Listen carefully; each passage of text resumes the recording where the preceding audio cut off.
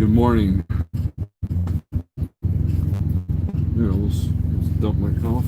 That would have been bad. We got Love's House that I didn't have to touch.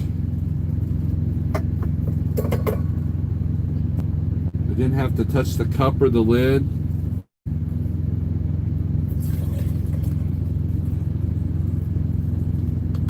It was awesome. Not.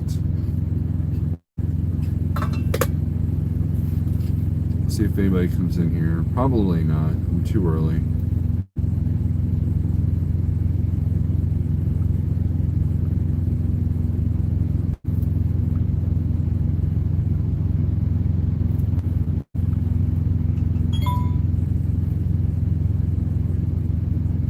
Yeah.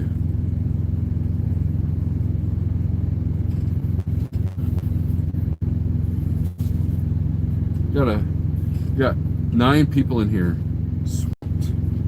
Sweet. 4 of them are like, oh, why is Steve live? He's an idiot. I don't agree with you. I'm gonna dump this trash. Oh, yeah. So let's do some shout outs. I see that I'm buffering at times, so I apologize. I'm not sure what the problem is. Seems like it buffers more with this phone than this phone. Oh well. We got Big Houston, Scott SRO Logistics. I'm going to do something here. No, don't let that power go to your head, Scott. Make a comment and see what I'm talking about. Eddie, what's up? Charles Brandt, Big Rig CEO. Hey, check it out. I got some decent coffee today.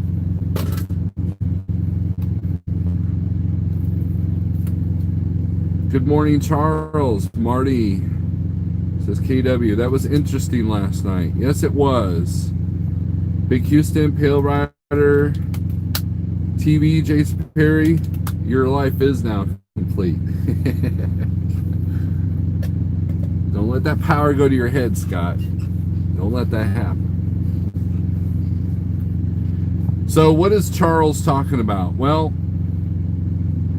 Charles is talking about James Best's live feed about broker transparency. And that was sparked by Trucker's Coach.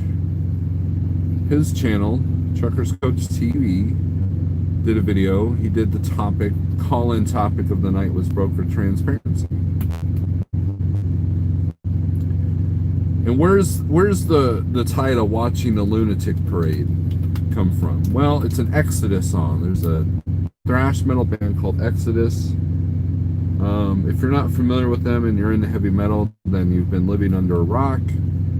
If you like Metallica, you should like Exodus because Kirk Hammett was once in Exodus and he appears in their latest album. Now,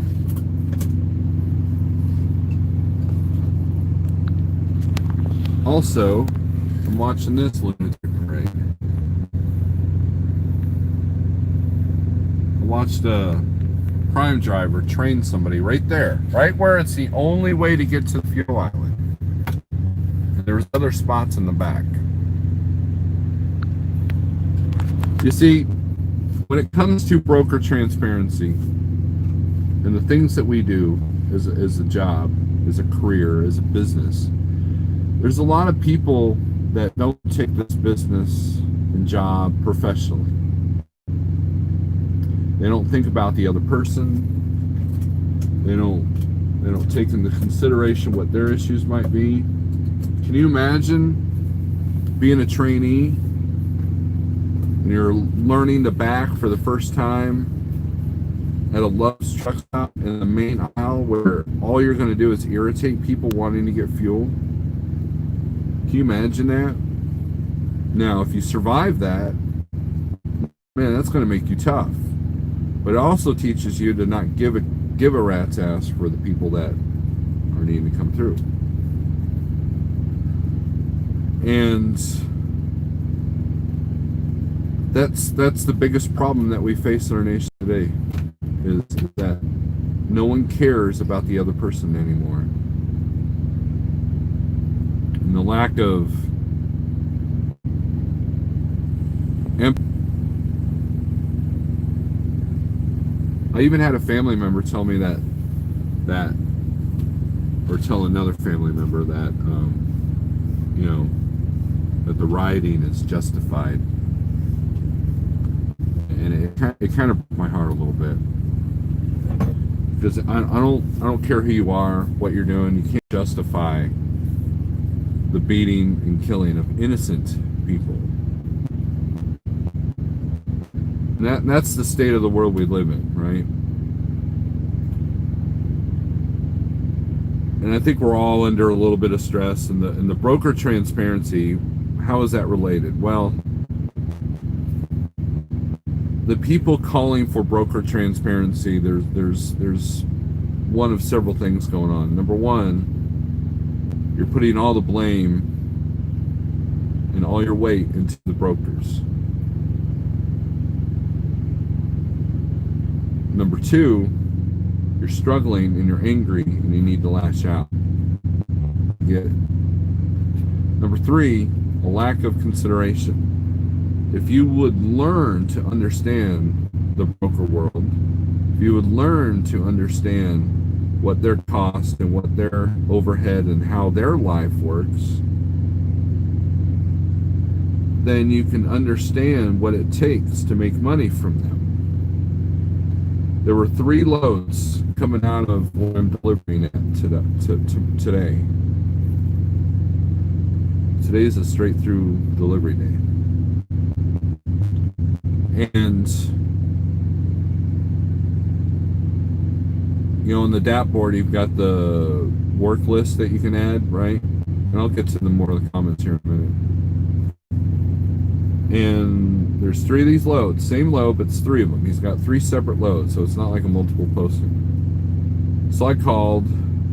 He goes, yeah, I got 3 of these. We got one that picks up at 8, one picks up at 10, one picks up at 11:30. All delivered between 8 and 10 next day. Perfect. It is a perfect load for me. Something I want to do. 5,000 pounds. I gave him a number, and he was about $300 less than his number. On his number, not then. And tried 3 times on 3 separate points of the day. The first day, or the first moment of the day, I said, well, volumes are pretty good, so I'll take my chances. So if you don't want to move this for this, I understand, I get it, and I was being nice. I said, but, here's my number, let me know if anything changes. Then about, well, we move these all the time for this much, so, I doubt we'll be calling you. I'm like, okay, whatever. He said it nicely. He wasn't being rude, not like the one broker that said that we will not be calling you back. Okay. And so I call about 4 hours later, because guess what? They're still being posted on the DAP board, right? That should clue you in that when they say that's all they got in it, maybe that's not 100% correct, right? So I get them up 100, but I wanted 200. I wanted them up $200. Why? Because where I'm going and the volumes are there. I can wait till the last minute. You can probably book something. When the volumes are high, you can do that last minute booking stuff. You can pull that off. Especially since the brokers seem to be trying to wait till the last absolute minute before they move it to maximize their profits. And if you're in a good area with good volume, man, you can pull it off. It's difficult, but you can. So he gets, this guy almost agrees to my rate. Almost. gets my email, he gets my number, he gets my info, gets my MC number, and he's like, you know what? I'm gonna make one more phone call. If I can get this number, I'll just mail it. I'll just send this to you. I'm like, all right, cool. So I hang up. I haven't heard back from him. He got tired of me pestering him.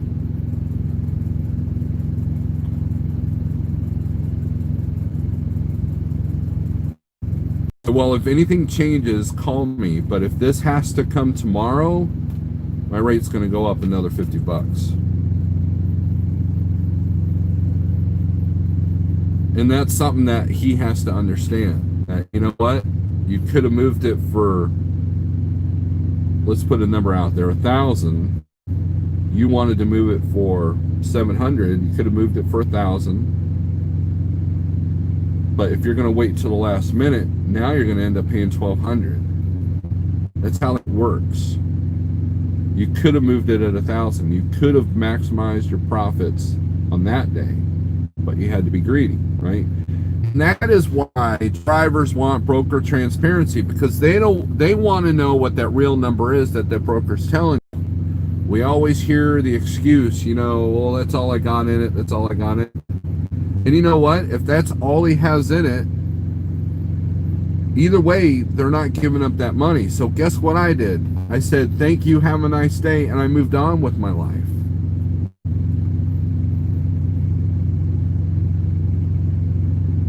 And if your costs are low and you run efficient, you can afford to sit a little bit and wait on that next load. That's the thing. If you always got to constantly move, because your costs are too high, you have no choice but to take whatever the broker can gives you. And that is why everybody's pissed off. Think about that.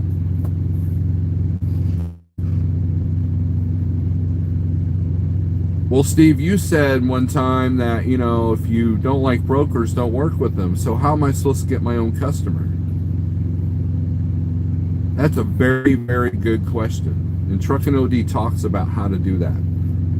Coach brought up the point, well, the shippers aren't going to take a look at a 1 or 2 truck operation. They're not going to take a look at just moving 10 loads. Clearly, he doesn't understand how the broker side works,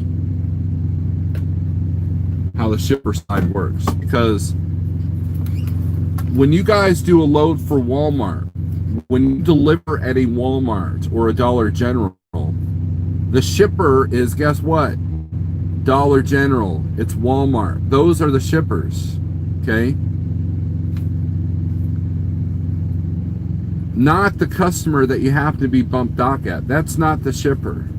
How many times have you guys looked at your bills and it says customer pickup? You're literally the guy with the truck, and you're picking it up for the customer. So let's say you're a contractor that builds fences, right? And I hire you to build fences. Well, what I do is I tell you to go to Lowe's and pick up the materials, and you pay, and I pay for them. All you got to do is take your pickup, pick up the load, and bring it to the house. I'm the shipper, not Lowe's. I am in control, right? And so when you look at Walmart and Dollar General, how many carriers do you see? You don't see just the same 2 or 3, right? You see dozens upon dozens upon dozens upon hundreds of different trucking companies. How did they get those loads? They got them through either brokerages, or let's say there's a small town and they're only known for making, I don't know, dog food. Maida, Missouri is a perfect example of that. Maida, Missouri. Okay?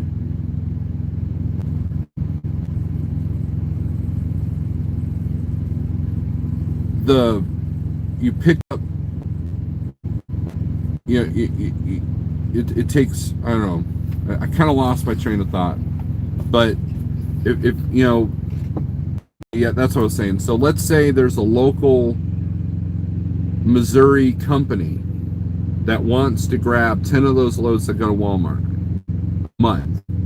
Walmart's gonna be like, what's your rate? We'll do it, right? Can you offer drop and hook? P&G, Niagara Water. There's a company out of Oklahoma City that has 20 drop brand new trailers at Niagara Water. Guess what? The loads on the dashboard went down on those water loads that I was pulling. They're not Werner. They're not Schneider. You know, they're covering stuff that Walmart can't cover with their own trailers.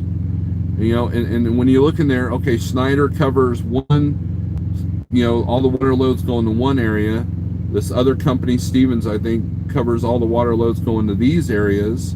And let's say there's a Michigan company that says, you know what, we've got a steady freight that goes from Michigan to Oklahoma. Let's see if we can't get in with this, you know, get in with Walmart to get these water loads that come back up to Michigan. See, it's understanding your business. It's understanding how the supply chain works. And so while a person's arguing about broker transparency, you're not taking the time to understand how the business works. To me, that's a problem. It's your problem, it's not mine. Well, then the other argument was, well, you know, because I brought up this point last night in Coach Speed. Okay, you got transparency. Now you can see what the broker is getting paid by the shipper. Now what? What are you going to do with that information? Well, it kind of gives us a better starting point, you know, on negotiation, and, you know, and I think that argument was put out there. It'll make you a better negotiator. No, it won't. Has anybody ever given to a homeless shelter or given to a homeless person? Has anybody here ever done that?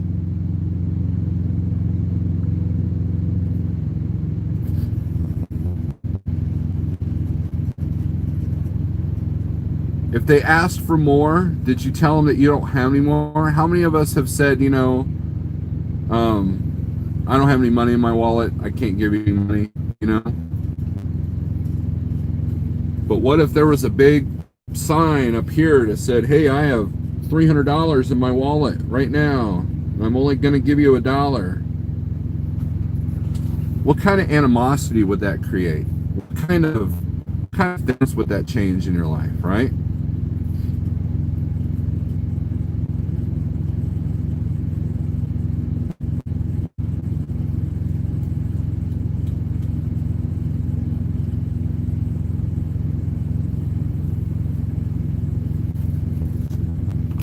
Let's do some comments. I got some questions in here.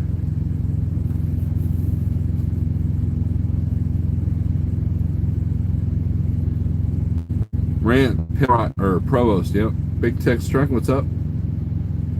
Off until the 23rd with back injury. James, what'd you do, man?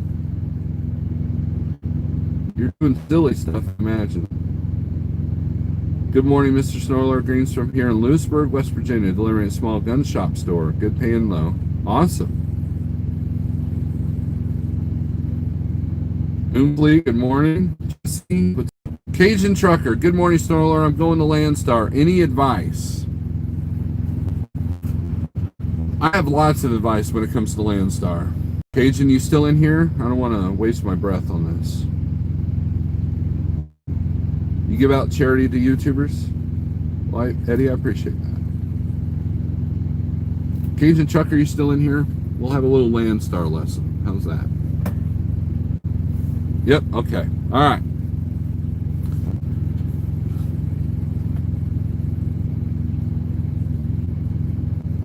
Cajun, I'm going to ask you a question. Have you ever self-dispatched before? No, it'll be positive advice. I'm not going to bash Landstar. I made it work there. This is part of the entitlement attitude that's so prevalent nowadays. Yes. No? Okay. Here's the challenges you're going to face, okay, Cajun? First challenge is self-dispatch. It is not as easy as you think. So you're going to have to be a little bit lenient on your load times and your unload times, and you're going to You're gonna not want to book things so tight to get used to that. Be careful of your 70. Your 70 gets away from you more than anything else.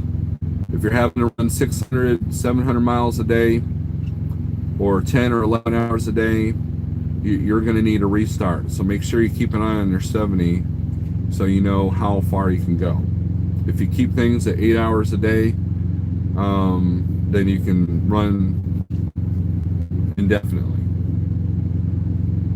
Number 2, the best loads don't hit that load board at Landstar. So as a new guy, you're going to start off with that load board because you have no choice. And then you want to create relationships with agents. If you're not picky about where you can go or where you go, then you can pretty much tell the first agent that treats you good, like, hey, you know, what else you got? What else you got? What else you got? And maybe they can keep you moving. Try to find the most direct freight Landstar agent that you can get, the ones that have been there a while. The bigger agencies, you go by their letter code, that have the biggest accounts, those are the ones that you need to get in good with. Do not have any attitudes towards these agents. Do not blacklist yourself on that list, because when you call on a load, they're going to want your truck number. You give them your truck number. That truck number tells them the age of how long you've been there, okay? So that you're going to have agents that will take advantage of the fact that you're new. They're going to try to tell you that this is a great load. When it turns out, when an agent calls you and says, hey, I've got a great load for you, beware that it's probably not. They're having trouble covering it. Once you establish some relationships and some running lanes,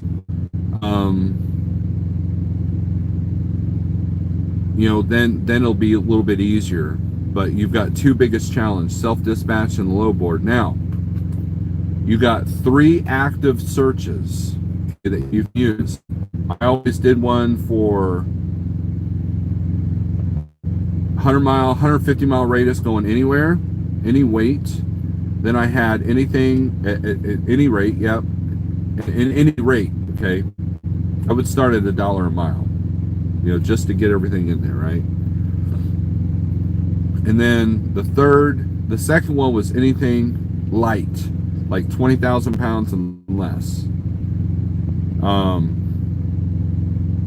Going anywhere, okay? The third one would be, I would label it big money. If you haven't gone through orientation, you'll see what I mean about the 3 active search search criteria. The third one was big money. Anything that popped up above a higher rate a mile, I would have that sent directly emailed to me, so I knew, boom, right when it happened, so I could book it. So have those 3 different search criteria. If you can get used to doing hazmat, there's good money right now in fireworks. Empty totes are really good because they're light, but you still have that placards. And then once you find the agent with that steady freight, stay on that. Stay on as much as the gravy trains as you can find. Try to stay away from what we call the pajama agents. Those are the 3PL agents that basically grab loads off our board. Now, you can get the 1, 2, 3 load board for free, okay? By downloading the app, you can look at 3 loads for free. You can purchase the load board, and what you can do with that is that if you find a load, once you get in good with an agent, if you find a load that's not on the Landstar board that you want to do, and the only thing is that their criteria that whatever broker they're getting it from has to fit the criteria of Landstar. So but just know that the best loads, those high value loads, the show freight, there's probably not much show freight right now, but logistics, specialized van, all that stuff does not hit the board. The board is pretty much, for the most part, the scraps. So And always do the math on them. Always do the math. You know, don't sit there and walk around saying, "Oh, I'm getting $3,000 for this load." When in reality, you're getting 65% of 3,000. Don't let that get in your head, because that can give you kind of misconstrued mental outlook on your loads.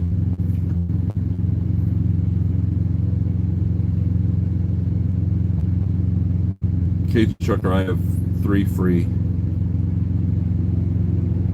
So that's those are my suggestions. And when you can, okay, so here's the other thing. Look for the FedEx loads, look for the UPS loads, look for the Amazon loads, look for the power onlys. You know, put power only in your searches as well. And those loads pay really good. I used to run FedEx all the time. I was in and out of Indy all the time because I would run FedEx out of Indy either into Georgia or into Kansas City. That was my thing.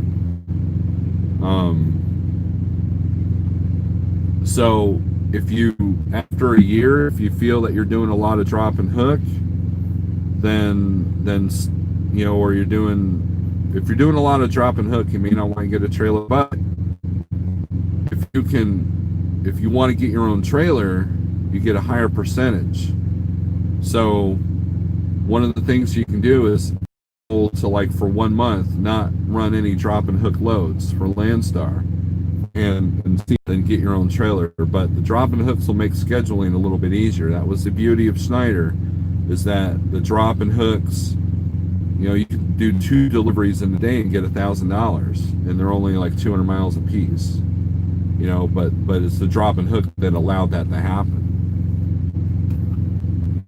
Landstar also has limited loads out west.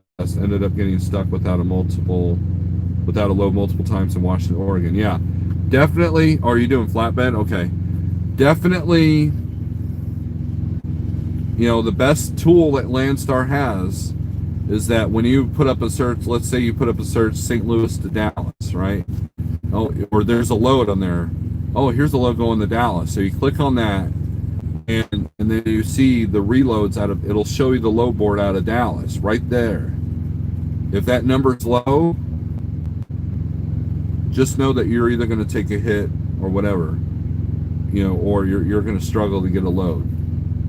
Don't get the set per mile, cents per mile, rate per mile set in your head.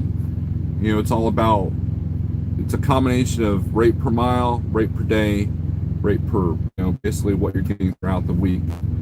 After 180 days, they're going to give you a cabs class. The first part of it is like safety and all that crap, you know. And then the second part should be, if they're still doing it, a business side. And they're going to show you how to use all the tools that Landstar Load Board offers. And they got quite a few really good tools. That's one of the things I miss about Landstar, is they had way better tools compared to 123 Load Board and the DAT board and stuff like that. And also exclusive tools like on IFTA, fueling. You can even access traffic cameras with their load board. So you know, there's a lot of tools, and they'll teach you how to use them. Okay, so make sure when it comes time to do that cabs class, make sure you have to take the safety part, but the second part that's voluntary, make sure you take that too. That was a game changer for me. You're running out of Vegas? Good luck.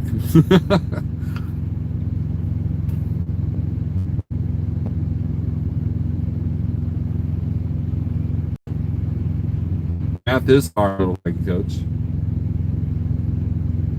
Now, if you can work your way up to the heavy haul and over dimension at Landstar, you're going to make some money. I know a guy that works there, or you know, is an owner operator there at Landstar doing the oversized dimension, and the money he tells me that he gets is absolutely incredible. So, if you can work your way up to that, that's what I would suggest. So, anyways, if you're running flatbed, then you're not doing drop and hook. So, there goes that. But if you get your own trailer. Now, what a lot of guys do, Cajun, is they'll buy a dry van. And so certain times a year when flatbed freight is nil, nothing, nada, then they'll run dry van freight. And you can do that, you know. As long as you keep up the 120-day inspections on the trailer, you're good. Bob G, good morning.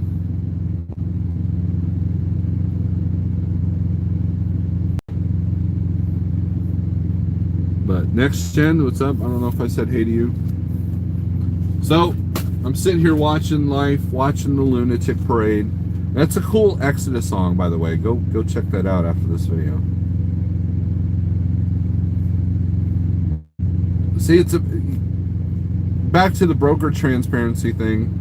It's about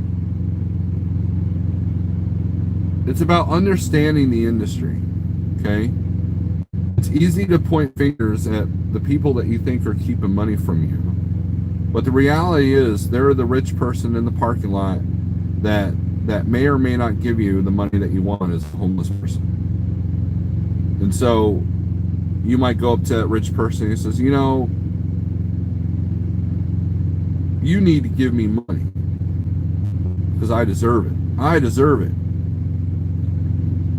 You don't pay taxes. Oh, I pay millions of dollars in taxes. You know, I have bills. I have thousands upon thousands of dollars of bills. Just because I'm sitting here driving a BMW doesn't mean that I don't have my own problems, right? And that's the problem. Entitlement. And Trucking OD already did a video about transparency. Go check it out.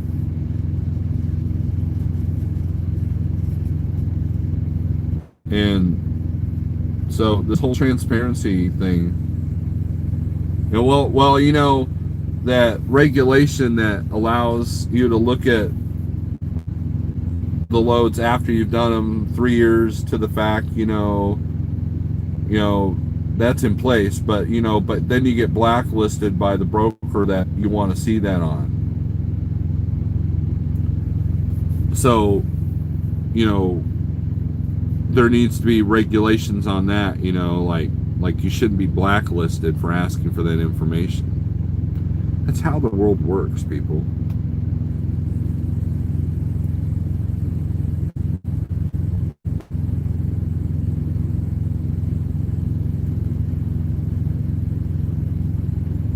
Think about this.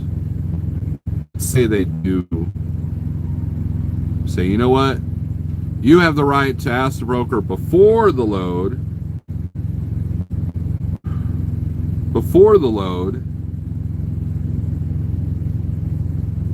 to see what the broker's being paid on that. But you don't. But it's not like blatantly put out there, right? So you call up on a load. Hey, I'm calling on your load going St. Louis to Indianapolis. Well, that load's paying $700. Okay, well, what's it really paying? Okay, it's paying $1,000. Okay, I want $999. Click. Right? And there was someone that called in the coach's feed that said that brokers only deserve 10 to 15%. Brokers only deserve 10 to 15%. Now, let's do some math here.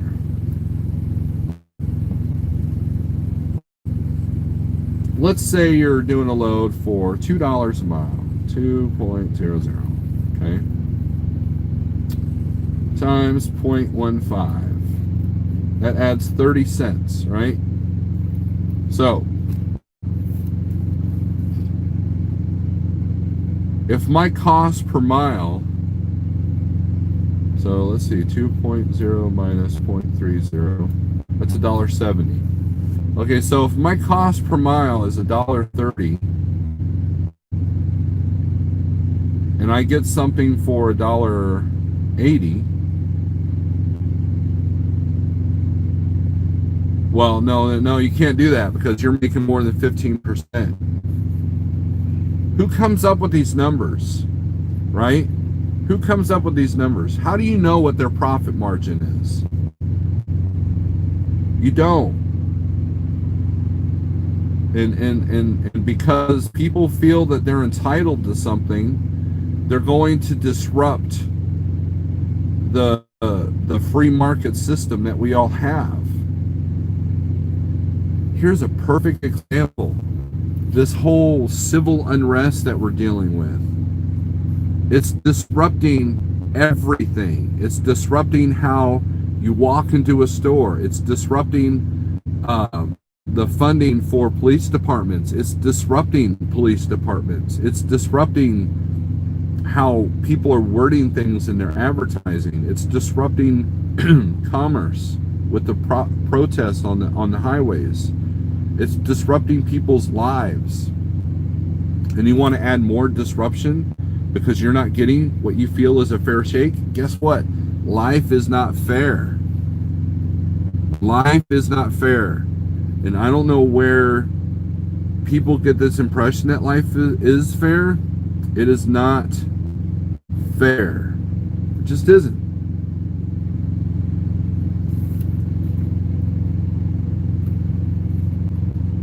Not to mention they contract a bunch of loads for one fee. Exactly.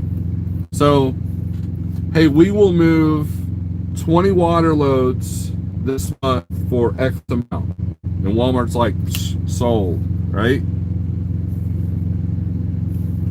We will move 20 loads of Pepsi that all go to from, say, St. Louis to Oklahoma City. Done. We'll do all those. Or Pepsi Logistics might call C.H. Robinson, hey, we've got to overfill. We've got to move like 100 loads and we can only cover 50 of them. Can you cover at least 25? And then we'll put a bid out for someone else. It's understanding the market and how it works. And if you are for broker transparency, it's because you don't understand how the market works. Because you don't understand what the brokers go through on the other side.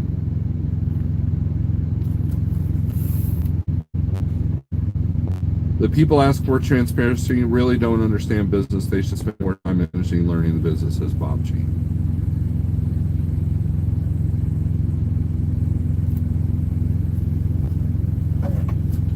I used to berate Landstar agents. Still do in a way. Until I became friends with the Landstar agent. And she kind of gave me the ins and outs of how things worked on her end. It was very valuable information. Trucking OD. Now, he's not in the drive-in world, so I'm helping him understand what we're going through in the drive-in world. But at the same time, he could tell me what it takes to approach a customer, sell to a customer, get direct freight, and what brokers' responsibilities and overhead and cost and everything else are. You know, people are like, well, brokers don't have any costs. Just what? A phone bill and an office maybe. They got to go out and sell themselves. They got to go out and go get those customers. Number two, the insurance, the bonds, the cost of the software that you need. You know, and if you're doing over-dimensional, you have to survey, you have to map, you have to use different resources. You know, you have to make sure, you know, the broker has a lot of responsibility. Bass Pro Shop. You guys have heard of Bass Pro Shops, right? Right? You've heard of Bass Pro Shops. Bass Pro Shop does not want to be in the shipping business. They absolutely despise it. They don't have their own trucks. They don't have their own trailers. They absolutely despise shipping and receiving. Okay? I know. So what Bass Pro did is they hired small companies within Springfield, Missouri, like Transland, RBX, IWX, to carry their freight where they needed it. Okay. Transland, we covered the new stores that they were building, and the DC in Macon, Georgia, and the store in Foxborough, Massachusetts, and the store in Freeville, New York. Okay. And then RBX covered the Southeast region because that's where all their backhaul freight was. Okay. And then they were like, you know what? We don't want to deal with these 3 or 4 or 5 different trucking companies. We're going to hire one to do everything. So Werner comes in, and they're able to cover capacity, and they're able to broker it out, and they're able to find the small carriers that could go in the little mom and pop hole in the wall places, because Bass Pro is really good about supporting small businesses that might make one product. I once picked up a load of these. It looked like a small half pint of alcohol, but it was actually like hot sauce. And I picked it up at a dude's house. He had a little small warehouse at his house out of Mobile, Alabama. You could literally throw a rock at the ocean. And he gave me a bottle. I was like, oh, I can't have that. It's alcohol. He goes, no, it's hot sauce. But he ships 1 of these, 2 of these, maybe every 6 months. So, I did that load, right? So Werner takes over all the logistics, just like lumpers, okay? Dollar General doesn't want to deal with the receiving. So what they do is they hire Capstone to go, you know what? Handle all the receiving and the paperwork. We don't want anything to do with that. Just, whatever. That's how it works. The people ask him, okay, I already read that. The United States Corp established 1871 as bankrupt, mega retailers and the only creditors left, shut down the economy and funnel all consumption through them for maximum loans. UConn's on a roll today.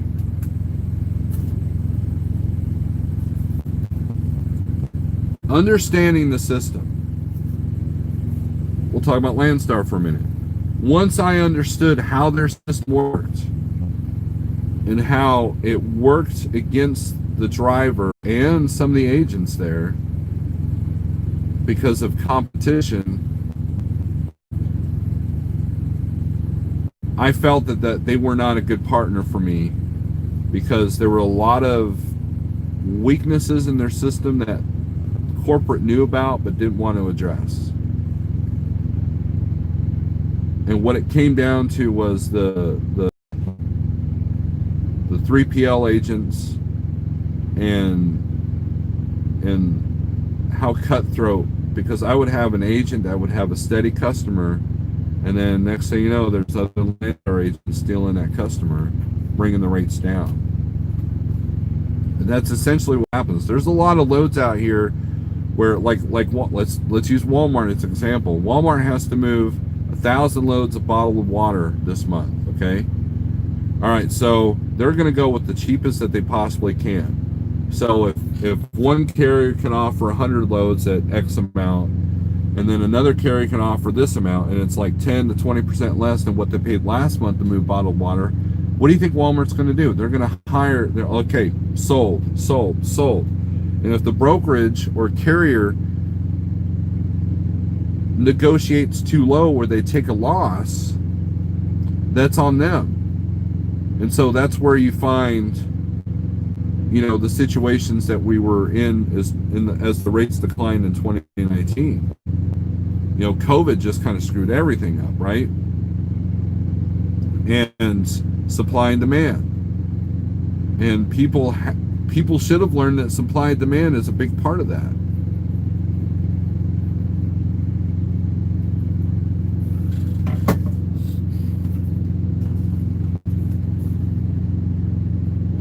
And sorry,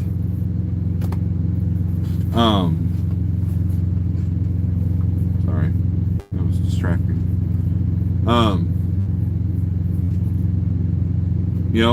C.H. Robinson, my C.H. Robinson rep said, yeah, we went literally 75% less loads like that. So their agents aren't budging on a lot of stuff.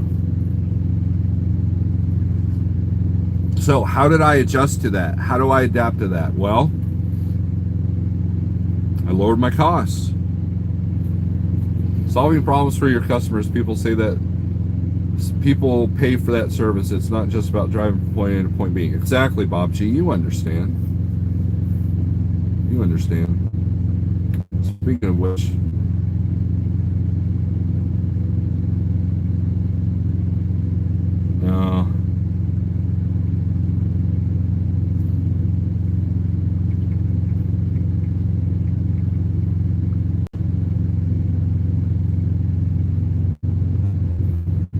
sorry, I'm speaking of brokers.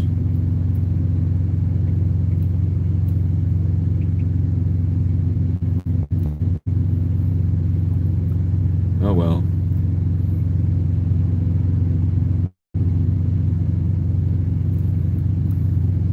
Anyways, if you guys got any comments, questions, concerns, we'll end this video. Maybe, I don't know. Maybe I'll just ramble on for another 15 minutes. I'm going to go into the customer early. I got a straight through delivery today. Now, did you guys watch Pale Rider TV? He put up a video this morning about the transportation news article on the guy that got shot in Ohio. Did you guys look at that?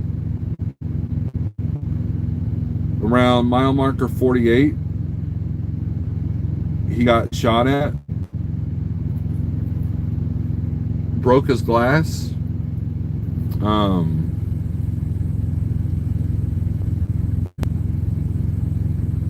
They don't know. He suspected it was someone driving by because of the angles, but they would have had to. So I think it was this driver's side window. They would have had to like been literally next to him and him not paying attention. But yeah, it's. Let's talk about something else, okay? I'm gonna put this out here, and this is going to be a recorded morning coffee video, but we'll address it here. Bob and I were talking about this yesterday.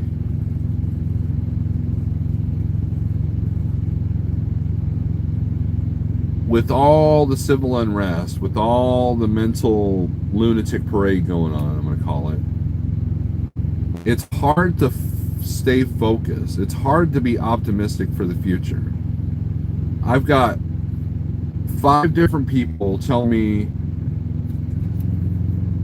you're smart, you're good, you can advance to this level or to this level or to this level. And I just can't quite do it. I just can't do it. I just can't stay focused enough to do what needs to be done because I'm having trouble doing the day-to-day stuff. I'm having trouble staying focused to do the day-to-day things. And it feels like I'm just out here just kind of spinning my wheels. While I understand the system, and I've got some really good friends that have helped me and understand other things that could really help me, I'm sitting here literally almost paralyzed mentally because and what that's doing is that it's affecting my day-to-day stuff that I need to keep up on. And I literally have to get my shit together. I have to get my shit together, or else COVID world's going to take me out. This is me being honest to you guys. And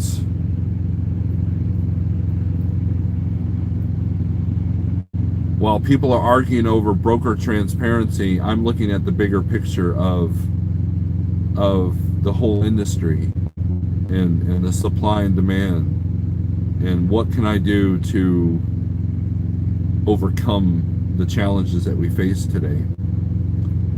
You know, if brokers are a problem, eliminate the problem. How do you eliminate the problem? Direct customer, become a broker, or leave the broker world. Spot marketing for you. Get out.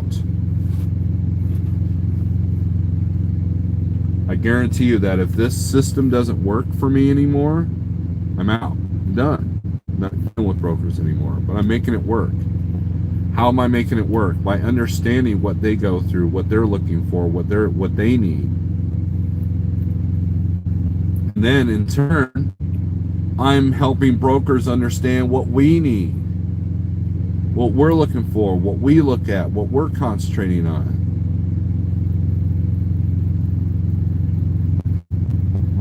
That's why I'm hard on myself, guys. You guys got to realize that. That's why I'm hard on myself, because I'm not perfect. I have issues. I'm not the be-all, end-all of trucking and advice. The only thing I can help you with is maybe some small details, and then help change your perception of the big picture so you can react accordingly. Because that's the only thing you got control over. You get transparency from brokers, you still can't control what they're going to give you. You want the rates to come up? Well, if you don't control your expenses, that doesn't do you any good. You can only control your reaction, and that's the point of what I preach about. Is you can only control your reaction. So the driver that got shot at in Ohio, what if he never gets back in the truck again? What if he quits his job? That's a reaction. Or what if he goes out and buys extra guns and ammo? That's a reaction. And whatever he does, in his eyes, he's not going to see it as the wrong one. The wrong, but that's his perception. His perception when he goes down the road now is different than yours, who's never been shot at, who's never had an issue, right?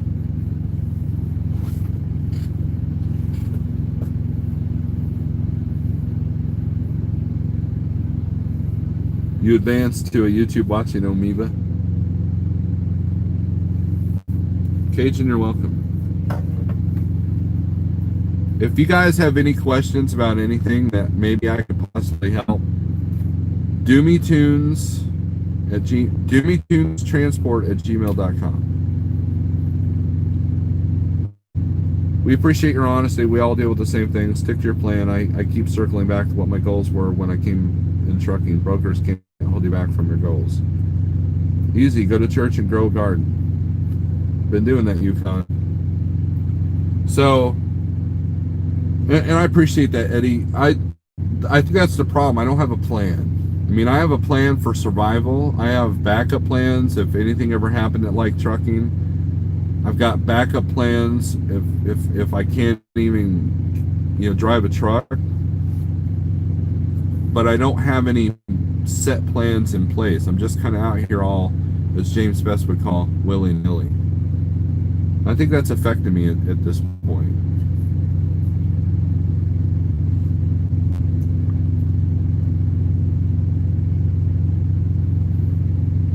So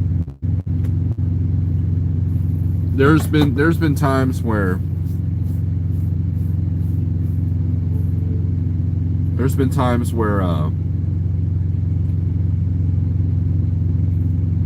I've just put Spotify on and just found an old album and just absorbed myself in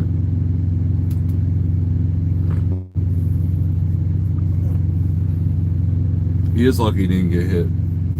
Charles, I agree.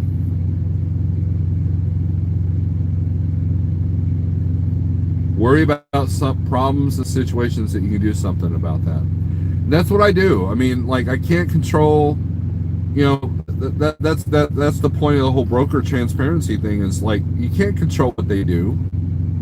So learn to master the system. Learn to master the chaos. How do you do that? Well, you understand the system. You understand how it works. You go to any part of the world where it's really rough to live in. And you know what? You got countries where people bomb public places or a bar, a nightclub. Bob and I were talking about this yesterday. But yet people still go and do their day-to-day things. They still go out and get coffee. They still go out to to the, you know, to restaurants. You know, they still do the day-to-day stuff. You don't let that cripple you. And I'm having a hard time dealing with that. You know, doing the day-to-day stuff. You know, last week I got to hang out with my sister. My sister lives in Florida. She was up in Indiana, and we got to sit down and eat at a restaurant. You know, it was like a sense of normalcy, and it was cool. Until the waitress with their mask pulls up, and then, you know, of course, you know, the nice thing about it was no one could sit near you, so that was kind of awesome. You know, it's kind of like this Loves that I'm at. I can't go and get my cup of coffee, but the chick that's messing with her mask in her hand, and, you know, but she's wearing a glove, so it's okay, gets my coffee for me. She controls my situation. Now I can, you know, the only thing I can control is whether do I want coffee or not. You know, they're concerned about wearing gloves and masks and the hand sanitizer, but yet I go in the bathroom, it's still just as trashy as it's always been. Always. Priorities are screwed up right now. They really are. And that's what I'm having trouble wrapping my head around.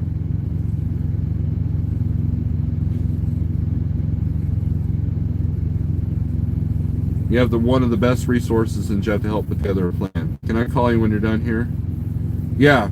RJ, do you have my number? Did Jeff ever give it to you?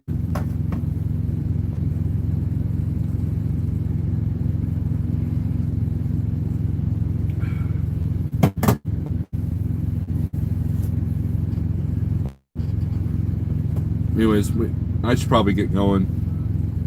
We're almost at an hour. I'm going to try to go in the shipper early, because if they screw around, I'm going to be late for the delivery. That's the only problem. That's the only stress with straight through loads. And I'm looking to do something long, I guess. You know, I've been kind of envying James on those Salt Lake runs until I heard that Cheyenne and Wyoming was, you know, under snow. I'm like, oh, maybe I don't want to deal with that. So, but okay. All right. Anyways, guys, nothing way, you made it just in time for me to end this video. I will say this, man. I'm thankful for the friends that I have. I'm thankful for the circle of people I have. I'm thankful for the resources that I have. I'm thankful that my mind has been opened on the broker side of things, so I can understand and work best with that customer. I am grateful for the opportunities that Jeff has given me and will be giving me in the future. And I'm also grateful for my family, for my wife, who holds down the fort, and she does an awesome, wonderful job. So, anyways, guys, and I appreciate you guys. I'm grateful for you guys for watching this video, letting me kind of vent and therapy and all that stuff. You know, James Best is right on that. And if there's anything I can do for you guys, let me know. So, peace.